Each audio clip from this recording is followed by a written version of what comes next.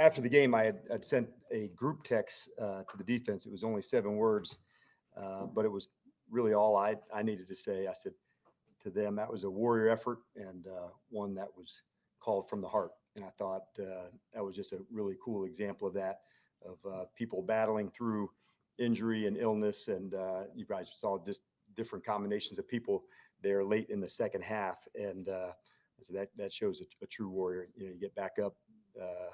And no coincidence, it started with Mike early in the week. So he had to fight back, and everybody else did as well. So I just thought the whole group was tough as hell. And when those moments come, I specifically have very high appreciation for that, and saw it firsthand. So.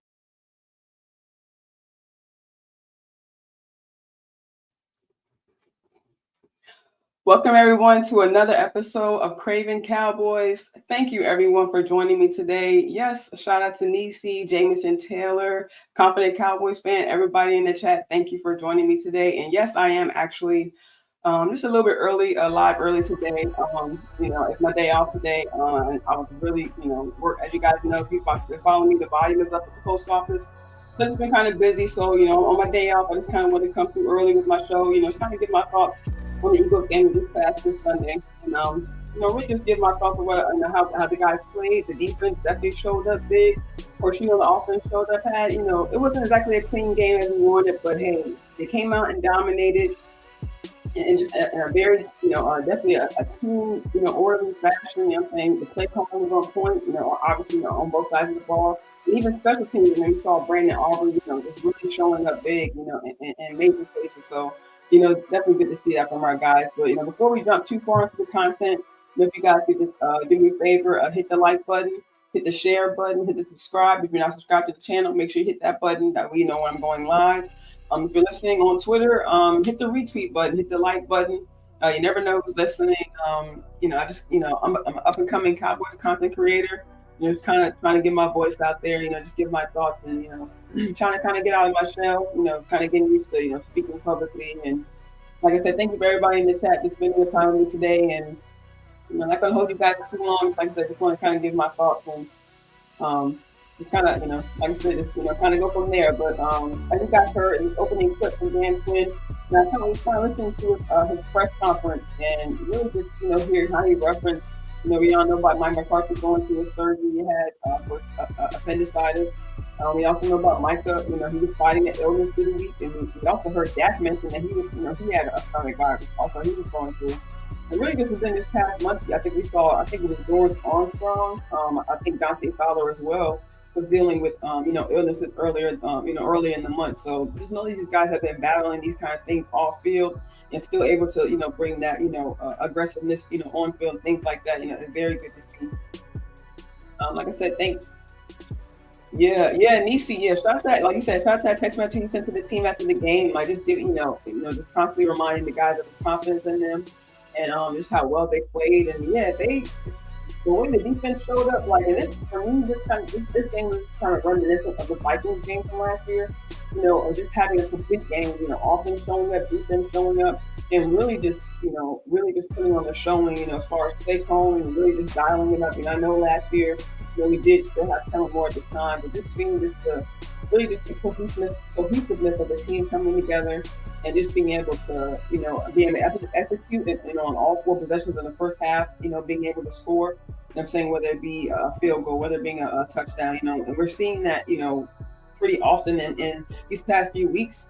And, we saw in the Panthers game, I think we saw in the Washington game where I think they scored on every possession that they had. We saw in the Seahawks game, literally not having a punt. Same thing for the Seahawks, but just not having, not giving up a possession through a punt. Saying having the potential to giving the other team good field position. It's just all these things kind of coming through, with this past game. And also a confidence builder, within the team. It's really just another step. Saying you could ever really be too high on confidence. And they even said that they're not that high as far as confidence, but just knowing, what they can bring, for the team and what they've been, showing these past few games, they just see the continued progressiveness of this offense and really just the team in general.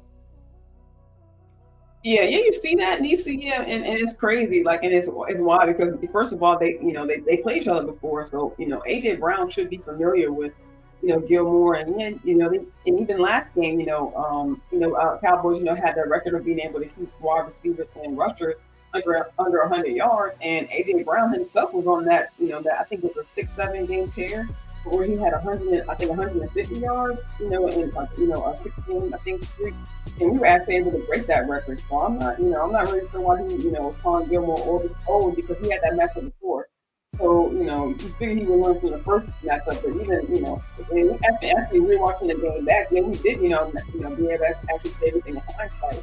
We did kind of see them going at it really from the first snap, starting pushing each other. So, yeah, it definitely happened. Like it could, it's crazy just to see, really, Gilmore, really put forth that much effort and really just see, really just see his spiciness come out on the field and just showing that, yeah, he can still, line up toe to toe with these receivers. Definitely get to see. So like I said, I'm not gonna hold you guys too long. Like I said, hit the like button, hit the share button. Give me a like, give me a retweet on Twitter if you're listening. And we're gonna go ahead and jump into the show. Make sure you guys, just a quick reminder, make sure you guys keep a lookout for me and Star tonight on Star Chasers. Yes, we are back, guys. We are back. Yes, tonight, Star Chasers tonight. I think it's 8:30 Eastern, 7:30 Central Time. If you're on that Texas time, or I'm on the East Coast. So I'm in Virginia, so if you're on East Coast time, 8:30 Eastern. Yeah, in this long holiday break, but we're definitely back. Give you guys our thoughts on the Cowboys and how we were able to dominate the Eagles. This past weekend, and hopefully be able to give our thoughts on this display the schedule we have coming up. For the Cowboys. So as you guys can see from the title of the show, Cowboys continue their win streak at home.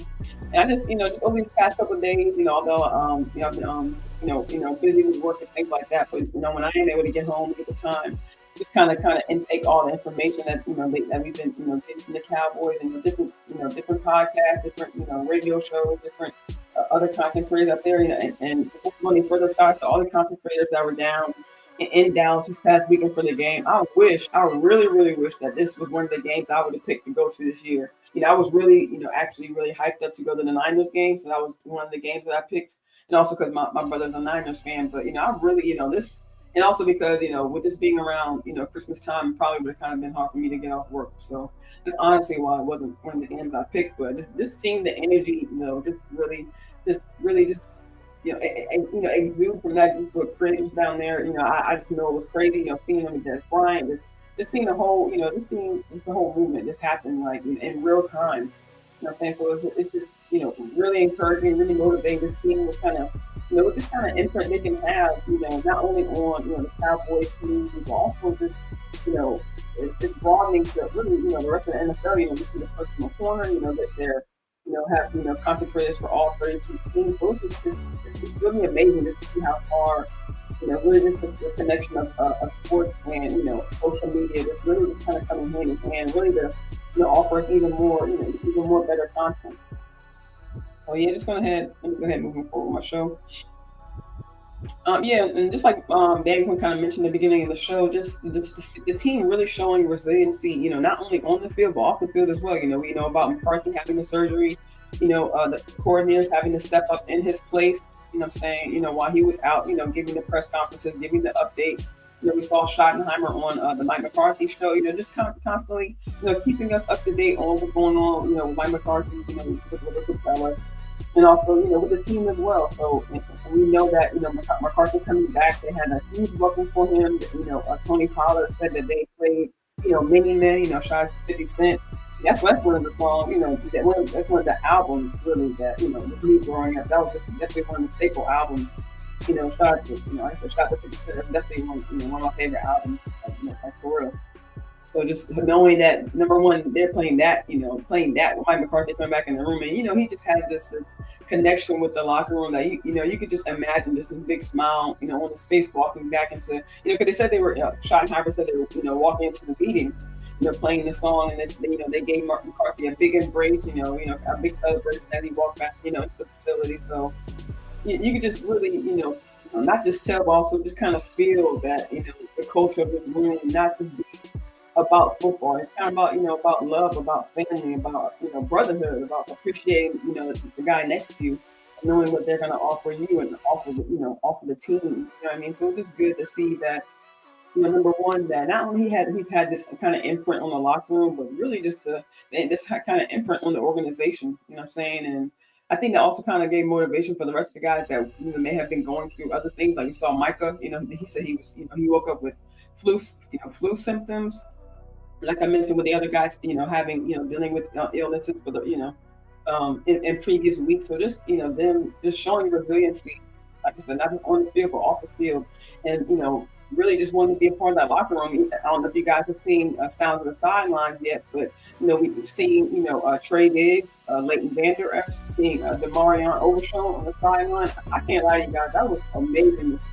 Because we don't, with these guys who are kind of behind the scenes now, dealing with injuries or dealing with rehab right now, trying to get back. We don't really get to see a lot of these guys unless you're watching Sounds of the Sidelines. They happen to catch them during the game, but it's good to see that these guys are still there in the locker room, giving their time, really just, continuing to support their teammates, in this time, especially against a team like Philly, and really with this slate of games that they have coming up. It's just really good to see that support. These guys could be, spending more time, trying to get better, or, in the comfort of their own home watching the game, or, up in the suite, watching the game, but these guys are down the sideline, giving their support for their teammates, and, you can just tell that it just kind of ups the energy even more. And even late in the game, taking, we did see Hankins go down. They said it was kind of a mild high ankle sprain. Hopefully it won't be, too bad, because I think on the last press conference I've seen, they're still saying if he's able to go this weekend. So they're saying that, they're not really sure where it is right now. I'm still going to know more by today or, at the end of the week. So hopefully Hankins is able to come along, but we do know they picked up Carl Davis, along the way, which is right now, looking like great foresight on the part of the Cowboys, because, in late last year, we did see Hankins kind of go down with an injury. So it's good to see that they, are prepared, and hopefully we'll be able to see, Carl Davis, and hopefully be able to contribute, but also see, Mozzie kind of step up. We see he's kind of stepping his game up a little bit, and getting other guys involved. Like I said, getting Gallimore, that's going to get him more reps on third. Just keeping that consistency. And just keeping that continuity going on defense, whether Hankins is going to be there or not. And, this game just kind of continues some of the trends we've been seeing from our Cowboys, over the season so far. Like I mentioned earlier, with Cowboys scoring all possessions in the first half. And like I mentioned before, we did see that in previous games leading up to this past Sunday night game. And it's good to see the consistency. Good that these guys are. And we actually seen that from week one. They're able to move the ball between the 20s, but they were having issues, initially in the red zone. They ranked, near the bottom in the NFL, as far as being efficient in the red zone. But, but I guess kind of, I don't want to say the trade-off of it, but it's good to see that, number one, they've been able to maintain, their being consistent on third down. So we saw with this past game. Let me look at the numbers right now. I still have them listed.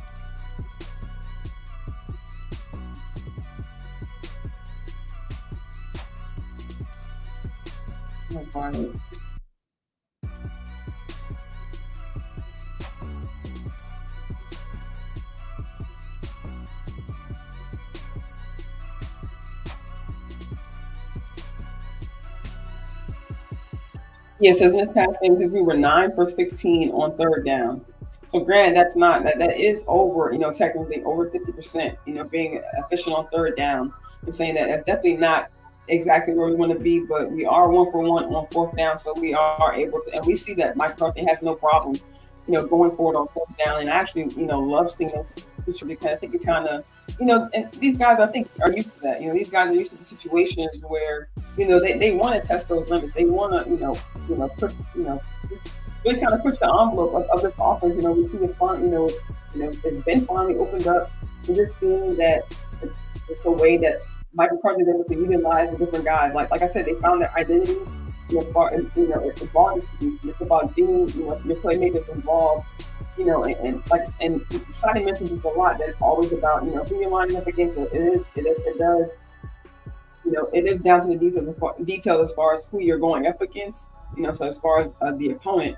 Hey, what's going on? Choctaw in the building, Bruce in the building, JV, B-Boy in the building. What's going on, you guys?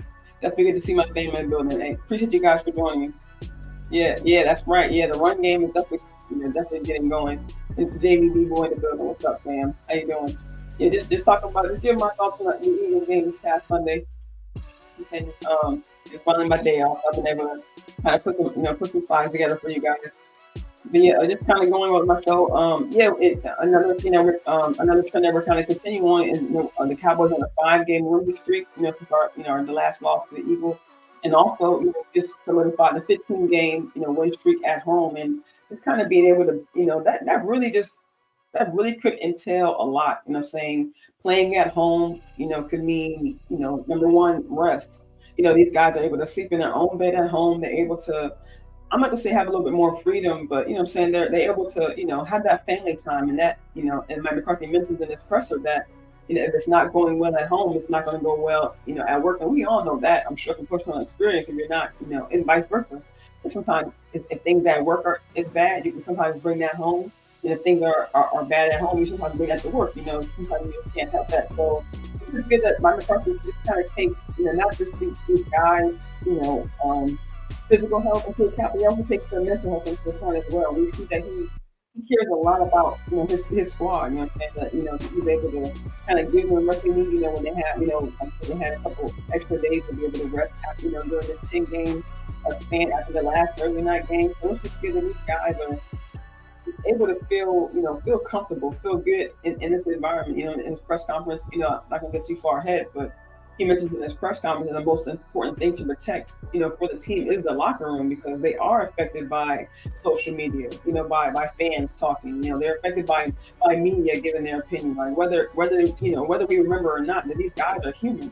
I'm saying, so everything that McCarthy is able to protect these guys against, he's stepping up for that and speaking up for that. I'm saying, and speaking up for the team, like he's protective of it. Like when LVE was going through his health issues and they're asking questions.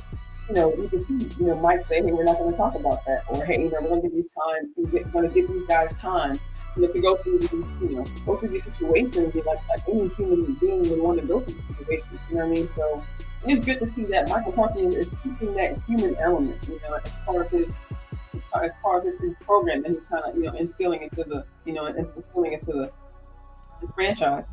JB says, I'm here at work. I was here when your stream started. I'm just now going on break. Hey, I appreciate that, fam. Thank you. Yeah, I know how that is, man. My work days have definitely gotten longer, in the past couple of weeks. So I definitely try to, stay in tune, with a lot of content creators. I really just keep the chat, but like I said, mostly just listening, because, it's definitely kind of hard, to kind of, handle mail, try to be in the chat at the same time. Yeah, confident Cowboys fan. Yeah, McCarthy is him. Yeah, for sure. Like, I don't know if you guys saw that snippet of when they, when they challenged the play of whether Rico got the touchdown or not. And in the sounds of the sideline, you kind of see Dak and McCarthy kind of give each other that Dak, what I'm saying, and Dak, kind of gives that weight. Like, you just see the bond. Like, it's just so different than what we've seen, Dak, have really with any other coach, coaching staff member that he's been there with. I'm saying, you just see them just kind of, just gravitate toward each other, and now they're able to kind of be on the same page, play calling wise, like they've been mentioning, several times that they also already gonna know what the other person is going to call. So it's just good to see that chemistry. And I think that's kind of really just a solid brick in the foundation of what this team has grown to become right now, and what they could still grow to become in the future. Calvin Hicks in the chat. What's up, Sam? How you doing? Yeah, definitely, Jamie. That's a dub. Yeah, we could start that on Twitter or something like hashtag DakRP, because the way them boys are doing right now, it's crazy. Mike McCarthy is dialing it up. I'm saying Dak is, he's doing his own thing, but just the way he's giving, giving Dak this control of the offense, just trusting him. If we're really looking at this, that's really all it took, to really to unlock, saying the kind of game that Dak is playing right now, just giving the guy just the trust to run this offense. That's really all it took.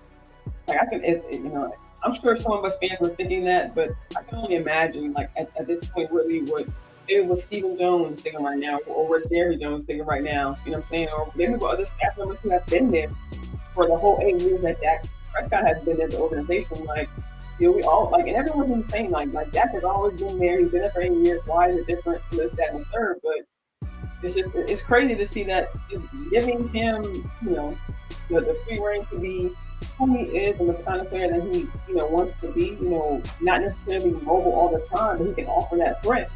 And also, if you give him the weapons, like any quarterback in the NFL, like any quarterback, if you give them the weapons, like they can, you know, they can, I'm saying, just, you know, just kind of turn that, you know what I'm saying, just kind of turn that notch just a little bit fat, you know, just a little bit more and kind of turn up an offense because he can, you know, do different things. He can throw down the seam, you know, he can, you know, I'm not gonna say, you know, do little dump off passes, but, you know, just kind of it's kind of him trusting his guys. You know, McCarthy's trusted Dak has, you know, really enforced the trust that Dak has in the players of the team, because, you know, that kind of gets their confidence up, and you know that these players, you know, Turpin, Pollard, CD, Ferguson, all have the ability to, you know, to you know, really to get a lot of yak yards, or really just to have production, you know, on their own. So just being able to see these guys, not only, you know, Dak is showing his talent, but also for the receivers to show that their talent, you know, is also being on display as well.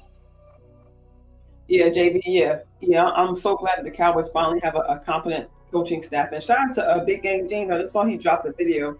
I haven't had a chance to see it just yet, but I saw the title that he said that the coaching staff is underrated. Not even before watching, I already 100% agree, because it's just like I said, just the growth of how far they've been able to, and really just a crazy shift. Like, I don't want to say, you know, because we don't know what's really going on inside the room and things like that. But just to say that, you know, kind of more with what was holding them back as a whole, like, you know, in black and white, that's what's holding them back. You can't really say that.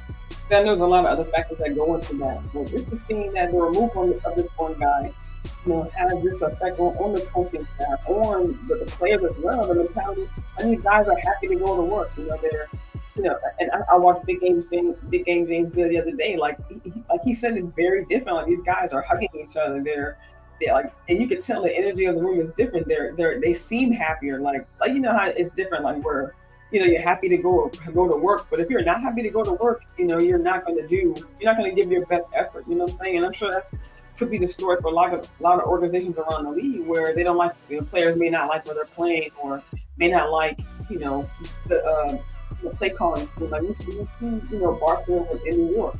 You know, we see Devontae Adams, you know, in the Raiders land. I'm saying we see these big time players who may not be getting, you know what I mean, the kind of I guess I'll say the kind of, I don't want to say nurturing to kind of make it seem soft, but it's kind of just, you know, the kind of nurturing culture that McCarthy really has built, you know, for the Cowboys, especially, you know, within this 4-year period that he's been there, especially with the addition of Dan Quinn coming in. We see the uptick of the defense as well. So it's just, you know, everything's really coming together, not just this year, you know, with this particular, you know, roster, coaching staff, and things like that, but it's really just been the, you know, kind of thing. It's a kind of a repetitive thing. It's the kind of just things that you build over time.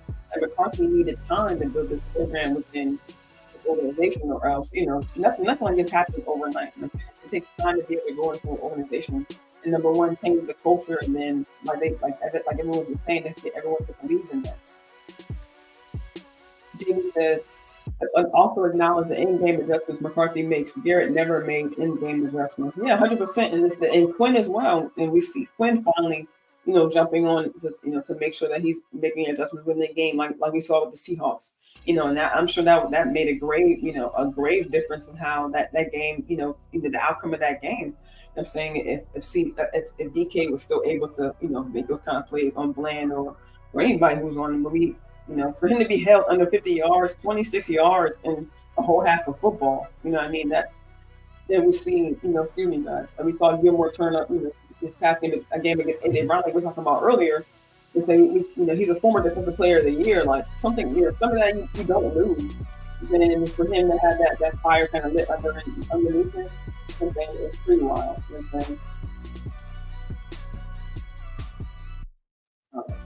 So, you know, just kind of speaking just a little bit more on McCarthy, like I mentioned, you know, I'm kind of getting, you know, really just talking to you guys. I'm just kind of kind of free flowing and really now putting the show together. So all these kind of thoughts as I kind of jump ahead. And I do apologize, but yeah, I just kind of want to like talk a little bit more about McCarthy and in his press conference, he actually kind of compared his time here. They kind of asked the question of, of course, he went to Green Bay. He also, inherited, a quarterback, if you will. It's kind of similar situation, but not everything was the same. And it's kind of the way that McCarthy kind of addressed this question. I kind of want to play this clip back because the way he answered it is just kind of like spot on with what not only what he has to deal with, but also what the players have to deal with.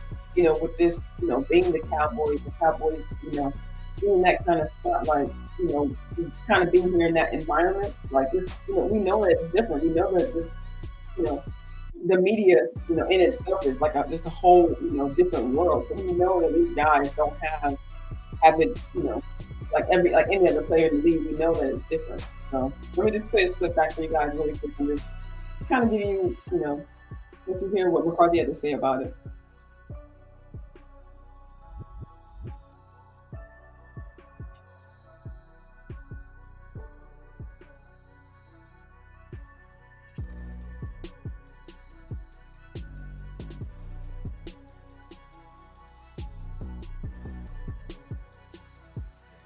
We play a lot of like national games here, but you have different stressors here. So, how does of this unique opportunity affect the training of the football team, which can affect the efficiency and the consistency? So, I just think we've done better each year as a coaching staff, as a support staff, making sure that we're protecting the most important component of this operation. That's the locker room. You just talked about Foster. I'm playing back for you guys one more time.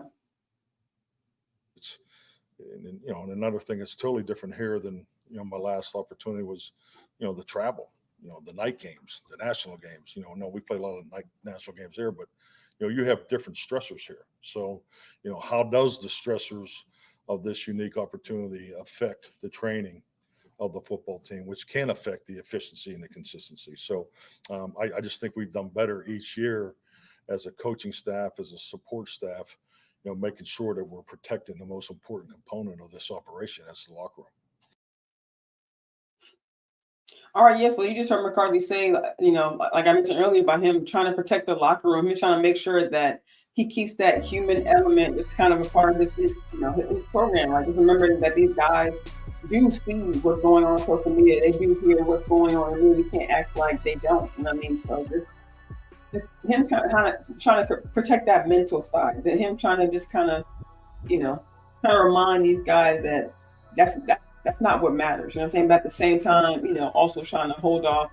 We see them in press conferences. We see them reminding the media like, hey, these guys are human, or like, when they start asking, questions about, these guys' personal issues, like, we're not going to answer that because, these guys had to deal with this on their own time, and they shouldn't be, put under that kind of pressure. You know what I mean? So, like I said, it's good to see him kind of remain that human element.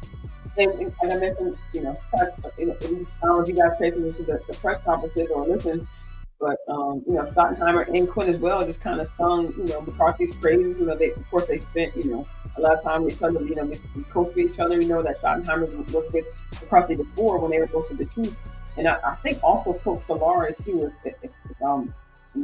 Correct me if I'm wrong. I think they were all together with the Chiefs. So just knowing that they already had that kind of chemistry built, and that they're able to kind of build on that even further. But Schottenheimer mentioned that McCarthy is kind of built these mantras over the years. I'm saying complimentary football, or him kind of you see every year he kind of comes out with a theme for the team.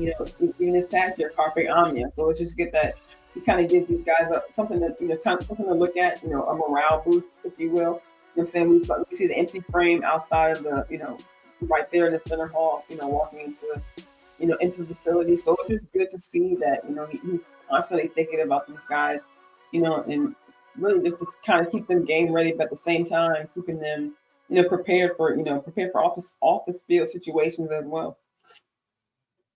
And let me play this one last clip. This clip actually came from Girls Talk, Boys Talk. And they just kind of speak on just really about how, sorry guys, sorry about that. But it's really about McCarthy's offense. And before I play the clip, just kind of give a preface of a little bit that we, every week, we're seeing, something that we can, not saying we're nitpicky or anything like that, but we're seeing things from the offense that we love. But at the same time, we see things that, we want to see, fixed. And we may think like, hey, it's week 14, or we're going into the slated games where we can't afford, these small mistakes or these, breaking rhythm, or, not being able to hold the block, or things like that. So it's constantly, these guys are, constantly trying to get better. They're constantly, we heard them at one point, during the bye week, they concentrated on penalties. And granted, in previous games, we have seen, penalties kind of come up here and there. We did see in the Seahawks game, but they were, just looking at context, there were things that kind of went into that. And even this past game, we saw penalties, go down. I think we were down to seven penalties this past game, down from 10 from when they played the Seahawks. So that was, that was really good to see that, they did make progress in the area. We know that they have to be, especially going against a team like Philly, or even really just playing now in the NFL in general. And we're just being honest. And teams have to make sure that they're doing what they're supposed to do. Because these refs, as we just seen, with the Chiefs and everything that went on with Mahomes and everything, we hate to see a game come down to a play call from the officials. You know what I mean? So playing disciplined football has always, even from last year, the things the Cowboys went through. I'm saying as far as kind of being penalty ridden in the playoff game against San Fran. I'm saying same thing. We don't want the official to be the deciding factor when it comes down to the result of a game. So just kind of want to listen to this clip and just seeing he kind of talks about the progression of the offense and just kind of how far it's come up to this point, but at the same time he kind of talks about how it can still improve going forward into the season.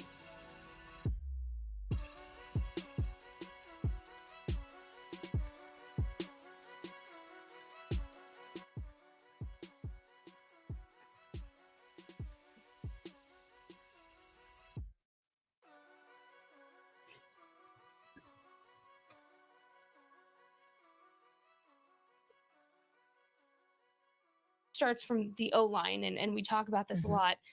You're not seeing it top off yet. You continuously see areas of improvement that they're working on. So what you're seeing, I think, just is everything coming together on all three phases, not just offense, not just defense, not just special teams. You have Brandon Aubrey, who's automatic in special teams, but then special teams also has work to do with this week with that fake punt. I mean, that's also an area of improvement that they can continue to improve upon. Defense, we're talking about this last week. Safeties, backfield, what was going on? Safety said, hey, Aisha, we're here. I swear they listen to this podcast in that team meeting. Dono, we talked about him literally last week and the progression that he's been on, not having a training camp from that calf injury. Looks like vintage Dono's starting to make a little bit of an appearance. Offense, run game, we've been talking about that nonstop, that this was the favorable matchup to do it, and guess what? They did it. And yeah, it wasn't anything impressive, nothing that was, I guess, wowing, but it did show you that since week 9, this team has not had less than 100 rushing yards in a game. That's improvement to me. The last time you saw this team should look different now, and it does. It looks very different. So, look, it's a slow but steady path, and it's been since week 9, but you're still seeing improvement, and that should tell you that this team is working their tails off to make sure that they're the best by the time these next few weeks roll around and you get into postseason.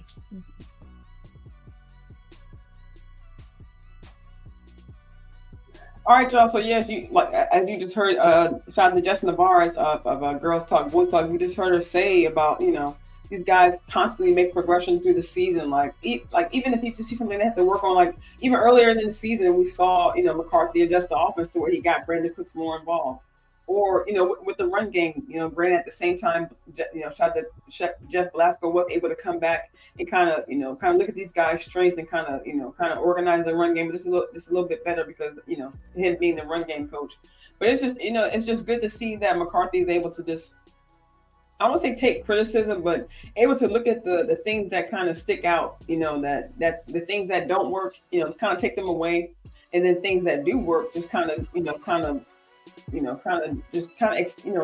expound against those, amongst those kind of things. Just good to see that he's not afraid to, admit if he's wrong. I'm saying to, afraid to make changes. And even before the season, we wanted to say that this was going to be a running team, but we're seeing we're becoming a more pass heavy team. So for him to not be afraid to change a philosophy that he said he's going to go into the season with, that just that shows a side of McCarthy that he's is willing to be open to, and not only to that, we see he's open to the really even down to the game day, being on the sideline, taking the wide receiver coming up to him and letting him know what they see on the field. I'm saying, taking this. I'm kind of just drawing a blank right now. We're just not afraid to take suggestions from the wide receivers, from what they see on the field and what they're able to do. You know what I'm saying? And we saw the sound of the sideline, that kind of delegating to the receiver. So it's good to see everyone kind of just really operating on the same page. Yeah, exactly. Easy. Look, you said it better than me. Yeah, McCarthy is an active listener. He's not exactly not afraid to really welcome any and all everyone's point of view. I'm saying he's just that it's the kind of coach he is, and and really we just kind of see both sides of him. Kind of it's actually just really, for me, really intriguing. We know he's wearing the head coach hat. We know he's wearing the offensive coordinator hat. So we just kind of see him operating, but we do see, it's kind of like not. Let's just say, just for example, for me, if we're looking at Jerry Jones, we say he's the GM, the owner, CEO, CO, all that, he pretty much everybody, pretty much everything at the top. But we don't see the different distinguishing, factors or features of either of those jobs, and what he does. We just see Jerry Jones talking to the media, he gives his opinion, and that's his opinion, that's all three of those things. So McCarthy, we see him as a head coach kind of overseeing the entire team. He's delegating to Quinn, the Schottenheimer, what he wants to see, from the offense and the defense.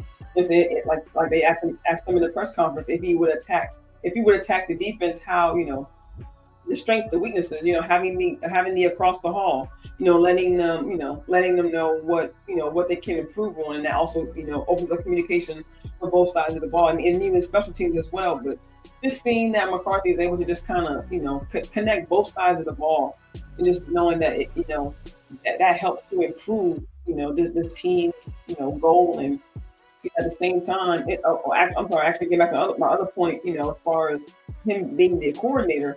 At the same time, he has to, come up with a game plan. He has to come up with these, third and short, situations. If he wants to go for it on fourth down situations, we see the play sheet, the play call sheet. So it's just, him having to wear those two different hats. Number one, to juggle that, and then, at the same time, being able to handle front office, being able to handle media, pretty much, almost every day of the week. Having to do the phone calls if he has to do that. So it's a lot, like Jerry said, he wasn't lying. Like McCarthy is, could literally be the busiest man in Dallas because of everything he has to do, and everything he's taken on for this job.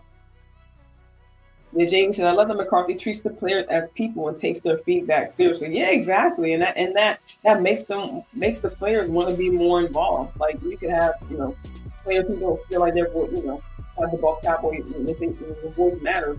Saying you can have a player who feel like they don't have a voice in the locker room. So that can have an effect on the effort that they do give when they are called upon, or they cannot be prepared to be for that situation. So when they are called up, they don't know what to do because they're not, they didn't feel like they were given that confidence, that trust, from the get-go of, hey, I feel like I can do this. But we see, CD stepped up, hey, just give me a little bit more of a chance and you'll see a difference. And we've seen that. Or, Brendan Cook saying, hey, I got this guy. I can go over, you know what I'm saying? So it's just good to see that all these, like you mentioned, all their feedback is appreciated and also taken into consideration. And especially when you see it, when you see the execution of it. And saying that, I'm sure that adds even more confidence for, McCarthy, and knowing that his players are confident as well. And also, situationally aware of what to do, when these things do come up in game time environment. All right, David, thanks for joining me. I appreciate you, man. I hope you have a good rest of the day at work. I keep moving on to the defense. These press conference, interesting as always, as you guys, hey, try to do things and I'll see you there too. Hope you have a good day, man. Yeah, as you guys see, I started out the show, with the clip from DQ's press conference, just because, defense had a huge game. As you guys see from the thumbnail as well, them winning the turnover battle, I think, and also time of possession, I think was, a huge factor in this game because, we saw in the last game, time of possession was pretty much even. But of course, they didn't have as many plays. You know what I'm saying? The run game wasn't as efficient as we would have wanted to. So just seeing that they were able to operate, we saw Rico and TP going back and forth.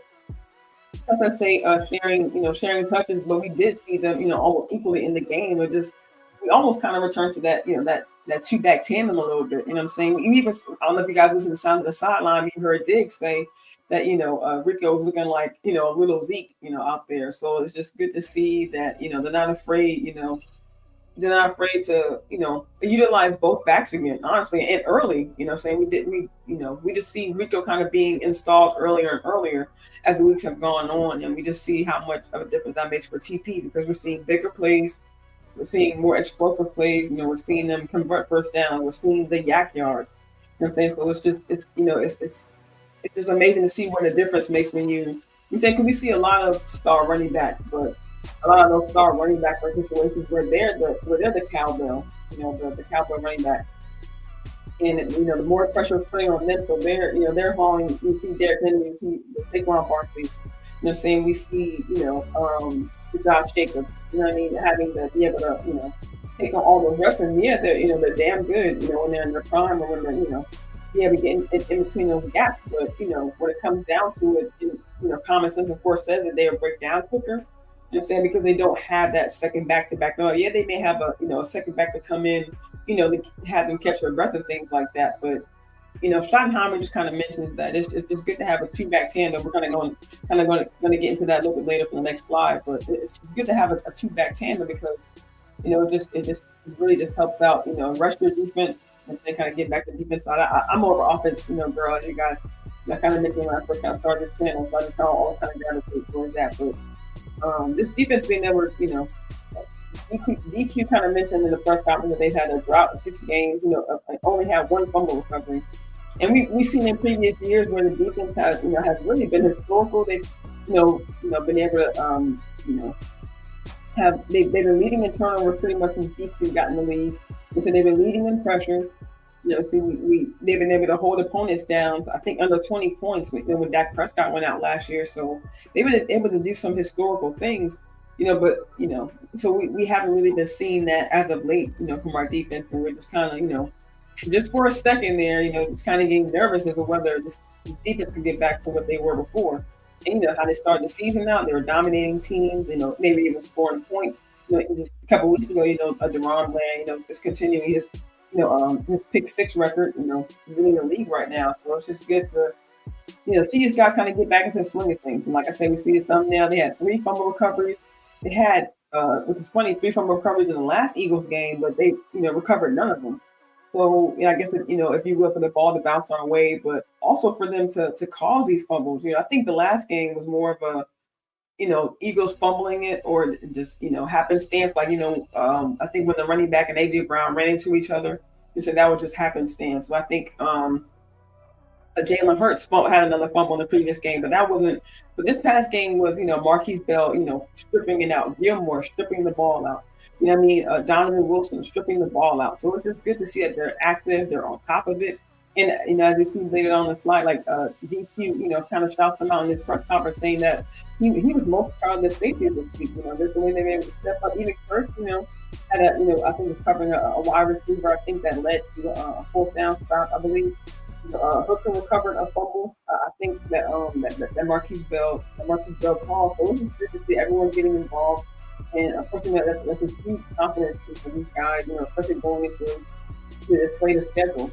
And I think that, one more thing that Quinn kind of mentioned is that he not only challenges the players professionally, like he gives them something to get better at, when they come to practice, but he also tells them, to challenge themselves, like what's, for the month, each month of, of the season, but, each month in particular for November, for December coming up, what personal goal do you want to achieve? That's also a good thing, for anyone to do, honestly, just, in life and things like that. But for Dan Quinn to, for him to challenge these guys and give them something to not only get something to get better out for him, but for them to get better at something for themselves.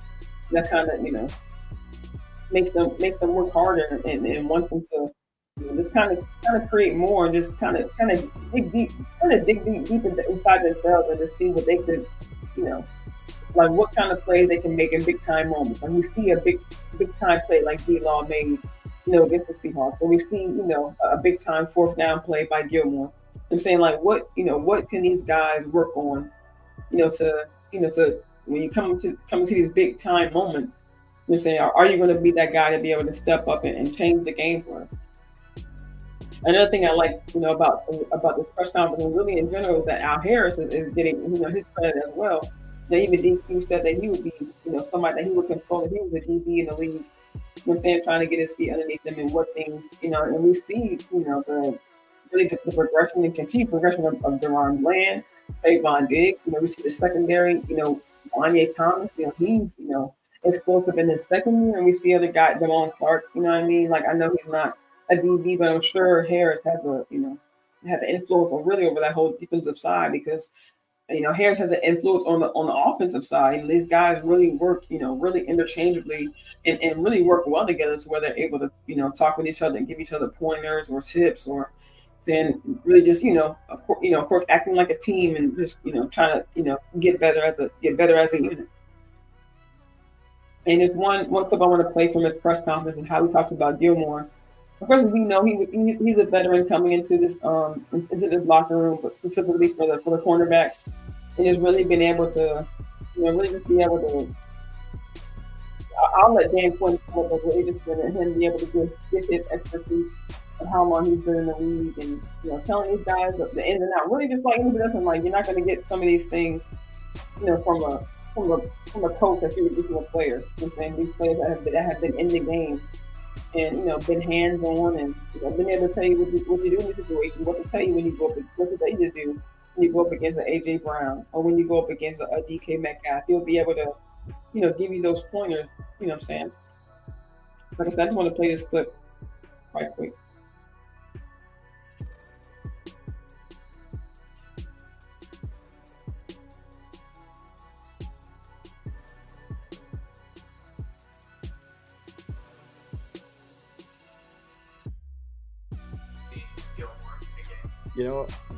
Like I said, I'm sometimes removed from it, but I would say there's something very cool about a player that's been on the top, much like him, who's been told by others that their shelf life has expired. And my experience on some of those instances has been they got a lot to prove and a lot to share. And so in my experience, there's been, going all the way back to Seattle, Lawyer Malloy or Dwight Freeney in Atlanta, or a guy like Steph here. So much of what they give isn't just to their, own individual performance. It's to others that go around them, and they're all unique. And Steph is that way too. So I think, he was really, I was really proud of his effort, his performance, and some really cool, 3rd and 4th down stops. And he's made our entire group better by his ability to share and to serve some of the other guys. And so when I think of names like him, or like I said, Dwight or Lawyer, all of them had some unique thing that they were able to impart to Cam Chancellor, or they were able to impart to the next player, to Grady Jarrett. And so when I see that, and I see that wisdom getting shared to Trayvon and guys like Deron, I think that's one of the really cool things in our league. So I can't, comment on their conversations. I'm sure it was much different. But for me, I have a real appreciation for him and what he brings to our defense. Yeah, so just like you heard Dan Quinn say, and we've actually heard that from the beginning of the season. We heard Trey Diggs mention it in his interview when he talked about, Gilmore telling him what to eat, what not to eat, how to get their diet right. You know what I'm saying? Just veteran things that you wouldn't necessarily get from a coach, which is good to see, and not just the players, recognize it, but also the coach as well. Just give my, before I get out of here, like I said, just my impression from the game, just physicality. Like I mentioned earlier about Schottenheimer talking about the 2-back tandem, not just the running game getting together, but we just see, we see them running harder. We see them, like you said, you can hear, the tackling, you can hear the practices. This past week, they're running, running even harder in practice. They're running physical in the game. You see, we always see Hendershot lining up, ready to chip block or not being afraid to line up, push a guy or give a guy a hit, be able to open up a lane for TP. It's not just the O-line anymore. You know what I'm saying? With the guys now, it's the wide receiver stepping up to block. You know what I'm saying? We see Tony and Rico stepping up in pass pro. You know what I mean? So them, essentially putting their bodies on the line to protect the quarterback. You know what I'm saying? That's always, impressionable to see, and we also see how it elevates, how able to elevate Dak's game even more because he had even more time in the pocket. Yeah, Nisi, I'm with you. I'm glad he's believing in it too. Yeah, it's just, I'm glad he's believing in him and putting him on the number one wide receiver. Yeah, me too. And we kind of saw in the beginning of the season that he wasn't really doing well against speedy receivers, but we know that he does, very well, in long coverage. And we saw that, Sunday night, we saw that when he went up against DK. So it's, definitely, and we saw it in week 9 as well. So it's just, we definitely got to, keep that up and, just like we always been saying, just have these guys, play to these guys' strengths, you know what I'm saying?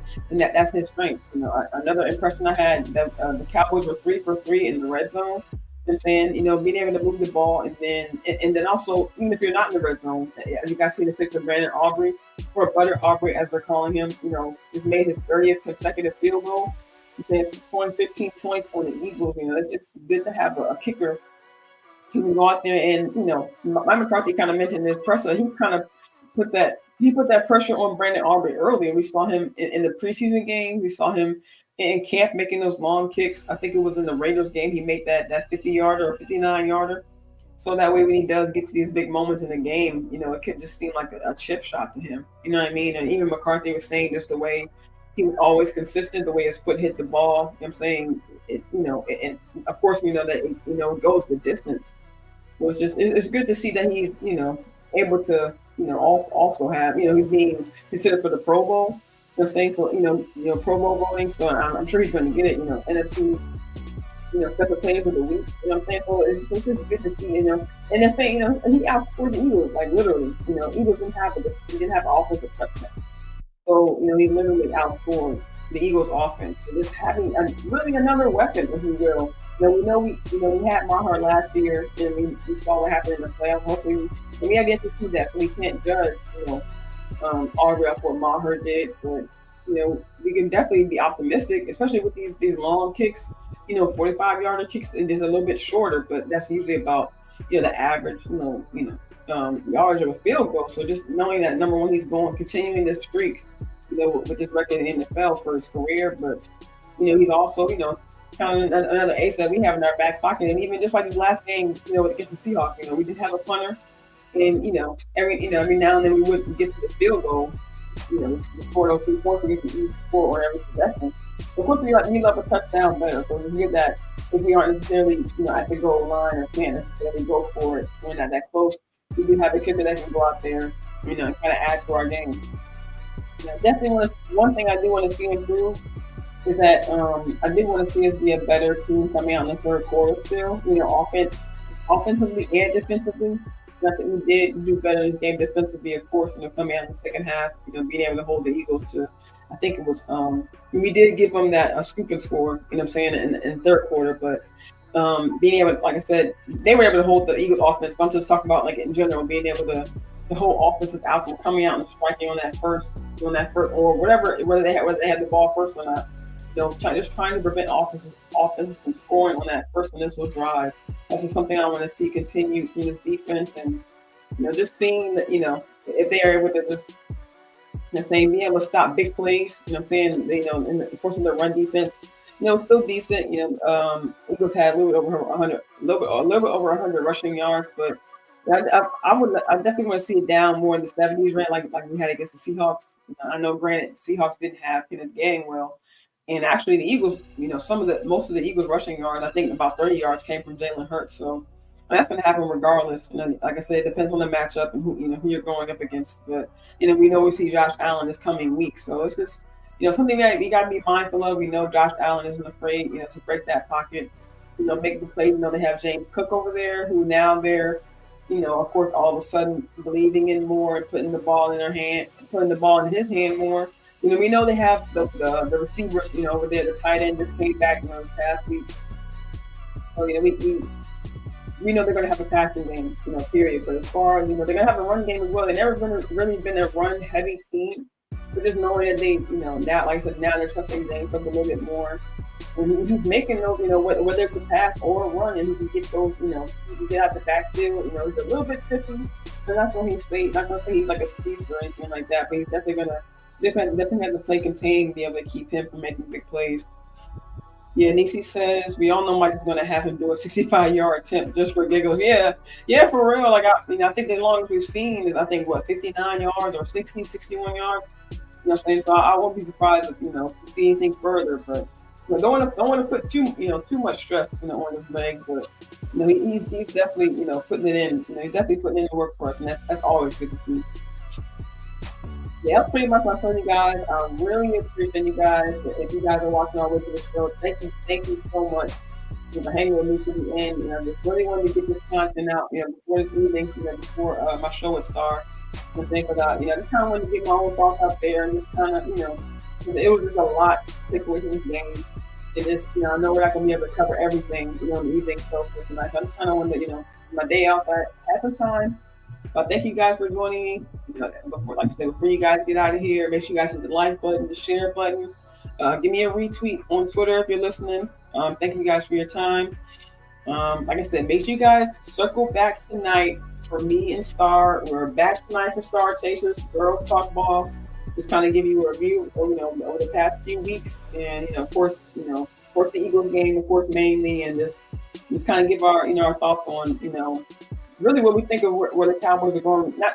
Not looking at the rest of the season, but just seeing what we can do against the Bills and seeing how this team can continue to build, under the field of Mike McCarthy, and just seeing, what more he can pull, because I think, we still have like I just said, we haven't really seen, everything that I don't think we've seen everything we can see from this offense and really from this team. I mean, we have a lot of playmakers on defense as well who haven't really been, showing. We have yet to see, huge things from Sam Williams. You know what I'm saying? From Neville Gallimore. You know what I mean? So we have potential on both sides of the ball. So I think once we get really to that next level of playmakers putting more forward, like we really would be an unstoppable team. That's the thing. As you say, you never see it. You never see it top off. You know what I mean? So we just have. There's so much potential that we could put out. Man. You know what I mean? So I just think that would be, really good to see. So, we're picking with you guys next time. Like I said, thank you so much for joining me, and hope you guys have a good rest of the day. I'll talk to you later.